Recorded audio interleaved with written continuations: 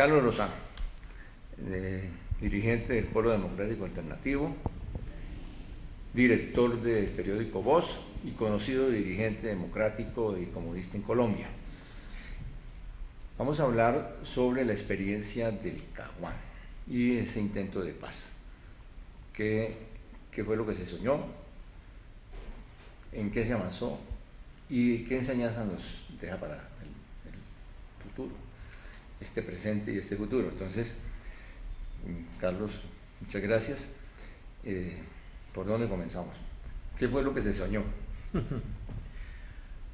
Bueno, lo del Caguán, el proceso de diálogo del Caguán fue realmente un esfuerzo, una posibilidad de avanzar en la construcción de una salida política y pacífica en Colombia. Creo que hubo una muy buena intención del gobierno del presidente Pastrana, que desde el comienzo se animó a plantear con mucho valor y con mucha entereza esa posibilidad, y por supuesto también creo que la guerrilla de las FARC entendió que había que hacer también un aporte en ese sentido, que se expresó justamente en el inicio de un proceso que lamentablemente fracasó. Pero yo creo que desde el comienzo se soñó en esa posibilidad, aunque por supuesto después aparecieron los obstáculos y las evidentes faltas de voluntad de cada una de las partes para salir adelante en este esfuerzo.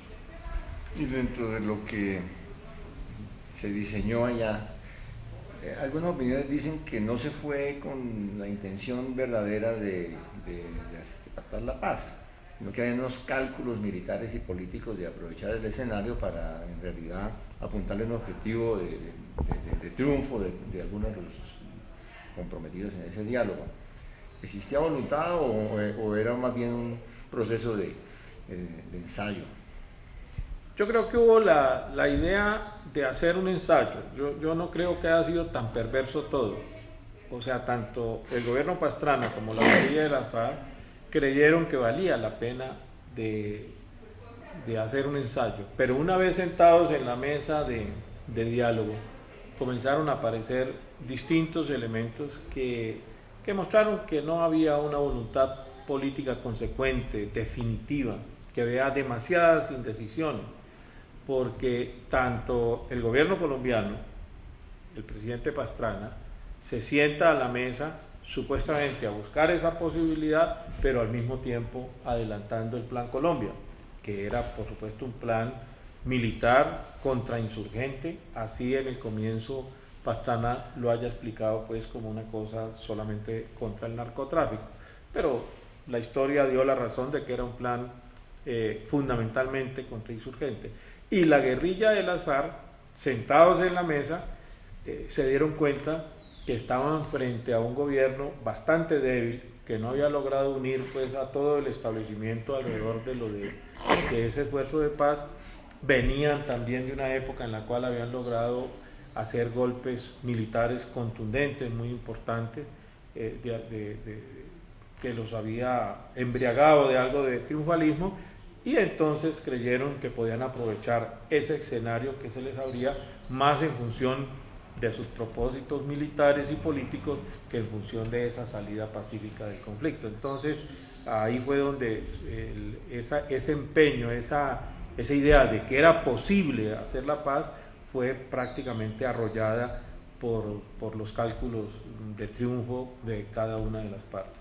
En el esquema que se diseñó, pues tenía una zona desmilitarizada o llamada pues, también popularmente de distensión. Se pactó una agenda de reformas posibles sustantivas, estructurales, ¿no es cierto? Y se discutieron también cosas de procedimiento, pero se hizo una tregua solamente en un pedazo del territorio, no hubo una tregua general como en la ocasión anterior. En Plata Blanca, esa agenda, algunos dicen que fue muy larga y que es una agenda inviable y que fue uno de los errores del proceso, que los tres fueron errores. Una zona, una agenda y haberse enredado en asuntos procedimentales y también del canje.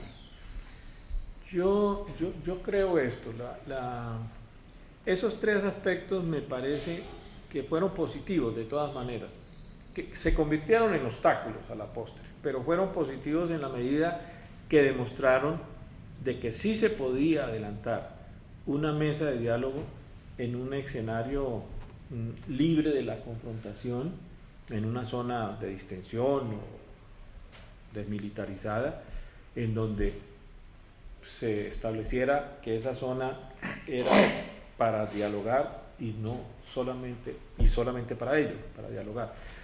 Me parece que esa idea no era tan mala. Lo que faltó fue reglamentar esa zona de distensión.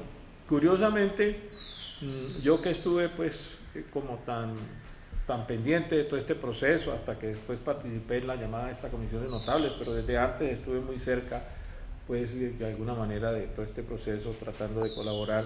Yo fui de los que más le insistí al gobierno que estableciera una reglamentación de esa zona de distensión o de esa zona como se le quisiera llamar, porque es que realmente las medidas que se tomaron fueron todas para favorecer las pretensiones de la guerrilla, pero el gobierno no se preocupó de establecer unas limitaciones específicas que después, ante esa presión y de esfuerzos también que hicieron en esa dirección personalidades como Jean-Pierre Gontard y otros, el gobierno quiso un poco mejorar la cosa, corregirla sobre la base de una reglamentación que se trató de hacer a través de una comisión. Recuerdo que estaba Monseñor Giraldo y no sé quién era el otro, y por parte de las FARC estaba Joaquín Gómez, ¿no? Que era una comisión que al lado de la mesa se iba a dedicar a estudiar y analizar las violaciones a la zona de distensión, a que las FARC la estuvieran utilizando para otras cosas distintas de la negociación, del diálogo. Pero eso se corrigió ya un poco tarde, no dio tiempo para que realmente jugara. Pero la agenda tampoco. Y la agenda tampoco, la agenda fue importante, pienso que fue una agenda muy larga, muy extensa. Otra concesión que le hizo el gobierno a la guerrilla, demasiado larga y con mucho detalle. Nosotros en la comisión esta de notables quisimos corregirla y reducirla pues a unos pocos puntos específicos, pero fue larga y además nunca se inició el debate sobre ella. Fue positiva en la medida en que se reconoció la necesidad de una agenda política, social, económica, que eso es realmente lo esencial. El proceso de paz no se hace para discutir pues si la guerrilla está secuestrando, si la guerrilla allí se tomó un pueblo. Esos son cosas digamos que afectan por supuesto un proceso, pero que no deben acabarlo, porque mientras exista el conflicto pues estamos expuestos a que todos estos desafueros ocurran. Entonces era importante ubicar la agenda como el centro, como el eje de la negociación y del diálogo, porque es lo que puede conducir a la solución, a construir la paz. Entonces, claro, allí se cometió el error de una agenda muy grande, pero hay que reconocer que el aspecto positivo fue que se planteó la importancia de una agenda, era el reconocimiento de la existencia del conflicto y de unas causas de ese conflicto que había que remover para avanzar. Y lo otro, pues el tema humanitario, que también surgió en medio de la mesa, cuando eso podía ser, como dicen algunos, en la mesa del lado, ¿no? En el diálogo, claro, se volvió el centro, se volvió central. Y claro, ocurrió también por una cosa, porque es que me parece, lo decimos en el informe que se aprobó, se cometió el error de dialogar en medio del conflicto y no en unas condiciones de paz. Quizás se hubiera podido en eso traer la experiencia del gobierno de Belisario Betancur, que tuvo también sus aspectos positivos, y es que se inició el proceso con una tregua, con un cese de fuego, que fue violado, que hubo muchos líos, que lo violó el ejército, que lo violó la guerrilla, pero bueno, había una comisión incluso verificadora de eso. Esa se desechó. Nunca supimos por quién, porque cuando se les preguntaba, la guerrilla decía, no, fue el gobierno de Pastrana que dijo que hiciéramos así, y el gobierno de Pastrana, no, esa fue la exigencia de las FARC, pero sí fue muy negativo. Entonces, claro, el estar dialogando en medio del conflicto colocaba los temas humanitarios en el primer plano porque estaban ocurriendo, que la guerrilla asesinó a la cacica, que la guerrilla allí está secuestrando, que la guerrilla metió unas pipetas de esas por allá y mató un poco de civiles, que está usando las minas antipersonales, que el ejército bombardeó un caserío, en fin. Entonces se convertían en un debate permanente de quejas y reclamos. Entonces cada reunión, en lugar de abordar la agenda, era no, que es que la guerrilla hizo esto, no, que el gobierno está allí auspiciando el paramilitarismo, no. Y entonces, claro, porque no se estableció un criterio de acuerdos humanitarios previos para iniciar. Yo creo que incluso esa es la gran lección. Sí, pero aquí se ha ensayado, el modelo se ha ensayado con tregua, sin tregua, con todas las fórmulas. Y entonces la idea de una salida negociada, donde exista una mesa de la guerrilla y el gobierno con una amplia participación de la sociedad, pero que aborde los temas políticos y se vaya hacia un pacto, ¿esa idea sigue vigente o lo ocurrido en el Caguama, los antecedentes indican que el modelo ha fracasado? No, esos modelos anteriores, claro, no hay que copiarlos. Pero yo creo que lo que sigue vigente es que si se va a iniciar un proceso, tiene que haber, más que unas condiciones previas, tiene que haber es una decisión, tanto del gobierno como de la guerrilla, de ir a un diálogo para no levantarse sin unos resultados. Es decir, poner de por medio una voluntad política, que es lo que ha faltado. La guerrilla tiene que definir si va a seguir buscando el triunfo revolucionario por la vía de las armas, ¿no? Porque eso también afecta. Si se sienta a la negociación pensando es que aquí no hay que buscar una salida política negociada, una salida pacífica, sino buscar una correlación de fuerzas favorable para la victoria militar, eso conduce a lo que ha pasado, a todas las frustraciones que han pasado antes. Igual con el gobierno. El gobierno tiene que entender que lleva 40 años tratando de acabar con la guerrilla y eso no ha ocurrido. Ya aquí de nuevo se repite la historia con el gobierno Santos de las anteriores. Siempre ponen plazos, ¿no? Ya el ministro Rivera nos dijo que en 2014, si no estoy mal, que ya acababa con la guerrilla. Eso estamos acostumbrados a eso. Pero tiene que haber una voluntad política, tiene que haber una decisión.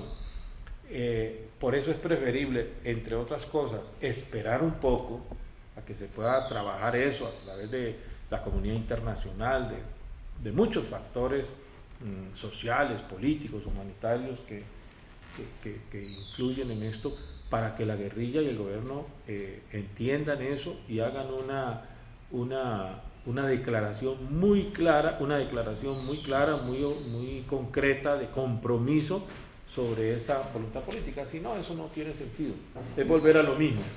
La comisión de notables de la cual Carlos Lozano hizo parte definió una ruta y en esa ruta incluía, entre otras cosas, un periodo de una tregua y una identificación de puntos importantes de reforma constitucional e incluso consideraba la eventualidad de una asamblea constituyente que fuera el escenario para tramitar el pacto de paz.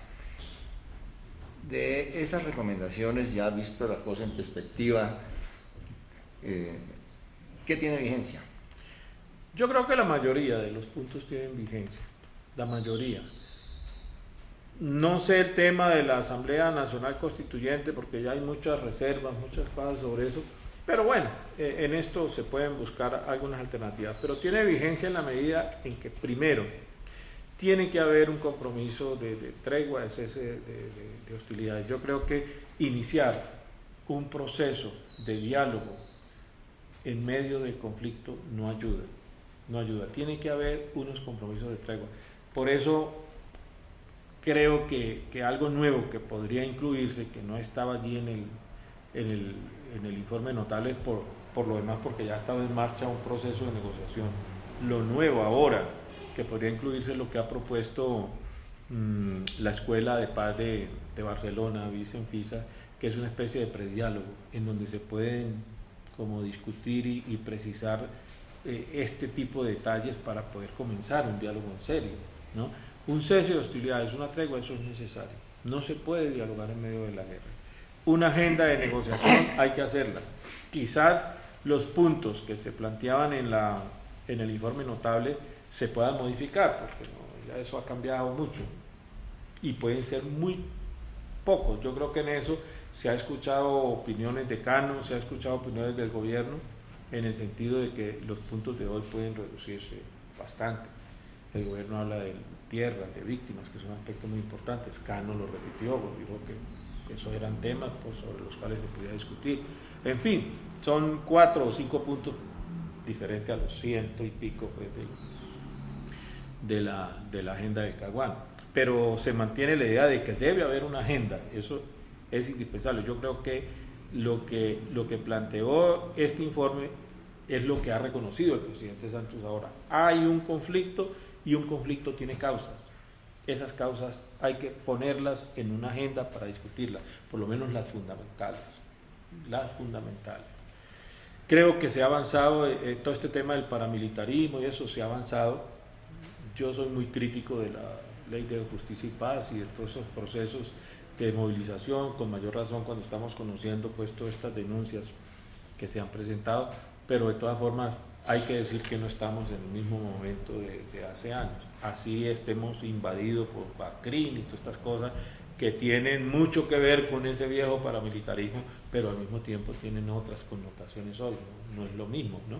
Entonces, eso sin duda ha cambiado un poco.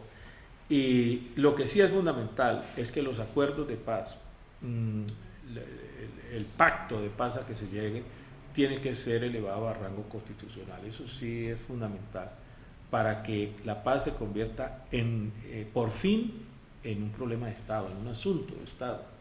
Entonces habría que ver el mecanismo. El mecanismo que proponemos nosotros es la Asamblea Constituyente.